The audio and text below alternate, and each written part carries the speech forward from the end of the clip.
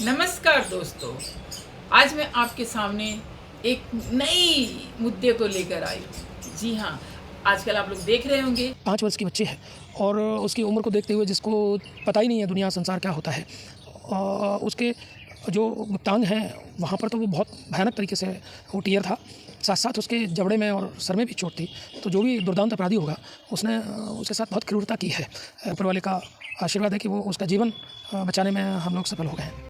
महज एक 5 साल की बच्ची किस तरह से दुष्कर्म का शिकार हुई है। यह है मध्य प्रदेश की ग्वालियर की कहानी, ग्वालियर की घटना जिसे 17 साल के लड़के ने अंजाम दिया है। सोचिए कितनी घिनौना हरकत की है। और उस बच्ची के बारे में बताया आपको कि उसे 2 घंटे बाद थोड़ी सी होश आती है, फिर लोगों को देखकर डर कर बेहोश हो जाती है। ये 26 फरवरी की घटना है, यानी कि महाशिवरात्रि के दिन की घटना है। और ये वारदात देने वाला लड़का कोई और नहीं, उसका पड़ोसी ही है। क्या रोंगटे कांप नहीं जाते हैं इस तरह के इस मासूम बच्चे जो अभी स्कूल जाना शुरू भी नहीं करते हैं, उसके साथ इतनी बड़ी दुष्कर्म। कैसे इनकी आत्मा इनको परमिट करती है सब करने के लिए।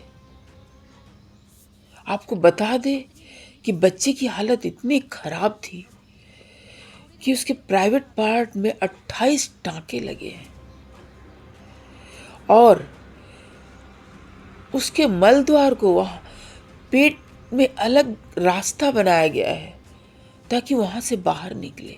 सोचिए कितनी क्रिटिकल कंडीशन है उस बच्चे की। मेरी तो रूह कांप जाती है।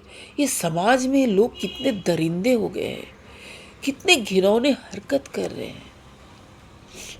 और जब केस आती है तो वकील कहता है नाबालिग है। अरे कहाँ का नाबालिग? काम तो तुम बालिग वाला कर रहे हो, तो नाबालिग कैसा? मैं तो वही कहना चाहूँगी, कानून व्यवस्था को मैं ये कहना चाहती हूँ, अगर कोई व्यक्ति काम बालिग वाला करता है तो उसकी सजा भी बालिग वाली होनी चाहिए। क्यों नाबालिग है वो? अगर काम वो बालिग वाला करता है तो नाबालिग हो ही नहीं सकता है, तो उसे उसी तरह की सजा दी जाए जो एक बालिग की होती है। ये लोग नाबालिग की आड़ में छुप जाते हैं, बच जाते हैं दुष्कर्म करके। ये कहाँ का इंसाफ है? आज सोचिए उस बच्ची की हालत क्या है। भीमर का लड़का था तो उसने उसे रास्ता में पकड़ लिया। मतलब बच्ची का पिताजी बीमार था, हम उसके लिए झांसी ले गए थे। तो उसने मेरे को देख लिया कि अब घर पर कोई नहीं है, तो उसने उस बच्ची को उठा के वो कमरे में ले गया और उसकी इतनी हालत बुरी की, इतनी हालत की कि उसके पूरे ओंठ काट दिए दांतों से पूरे, और ये गाल काट दिए और उसके पैर मतलब उसके फाड़ने की कोशिश की, मारने की वो पूरी प्रयास कर दिया। और मतलब उसने जो दुष्कर्म किया वो तो किया ही किया है, और उसने फिर ये भी किया कि उसकी जान से को मर जा, जान से ही और मार दो, इसके लिए तो कोई गवाह सबूत कुछ भी ना मिले।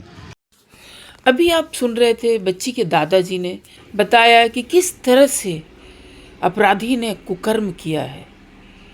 जब देखा घर में कोई नहीं है, बच्ची को उठा कर ले गया।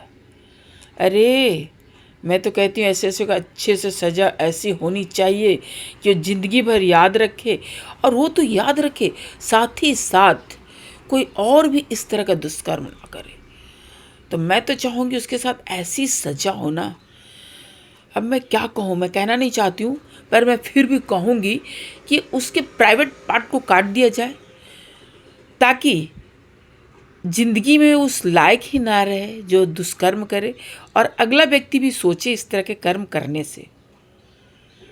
अगर वो दूसरे को इतना बड़ा क्षति पहुंचा सकता है तो उसकी भी क्षति उतनी बड़ी होनी चाहिए। फांसी तो कुछ भी नहीं है।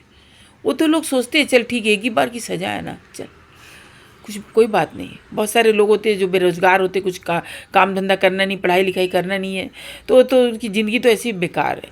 लेकिन अगर वो तड़पते हुए मरेंगे ना, अगर वो तड़पेंगे तो ही उन्हें इस चीज़ का एहसास होगा कि अगला व्यक्ति कितना तड़पा है। जब तक वो तड़पेंगे नहीं ना, तब तक उसे इस चीज़ का एहसास नहीं होगा।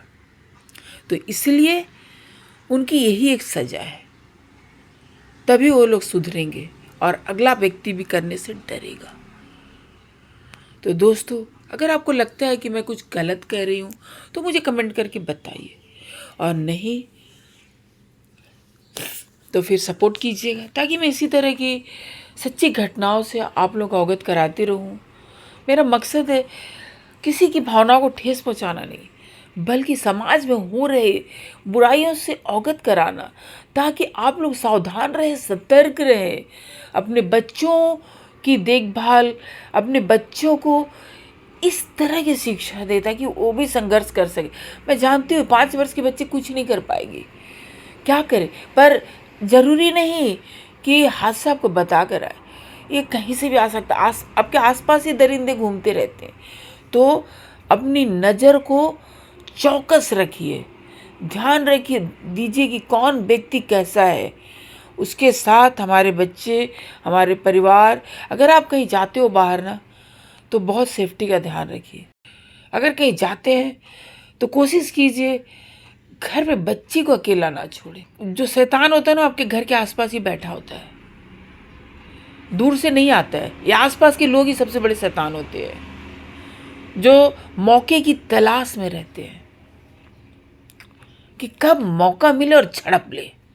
ये गिद्ध होते हैं जो ऊपर से देखता रहता है, उसी तरह ये लोग भी है। तो इसीलिए हमेशा सतर्कता बनाए रखें, स्वस्थ रहें, सुरक्षित रहें। और अगर हमारी थोड़ी भी प्रयास आपको अच्छी लगती है तो प्लीज़ लाइक से सब्सक्राइब जरूर करें। तो आज की हमारी वीडियो देखने के लिए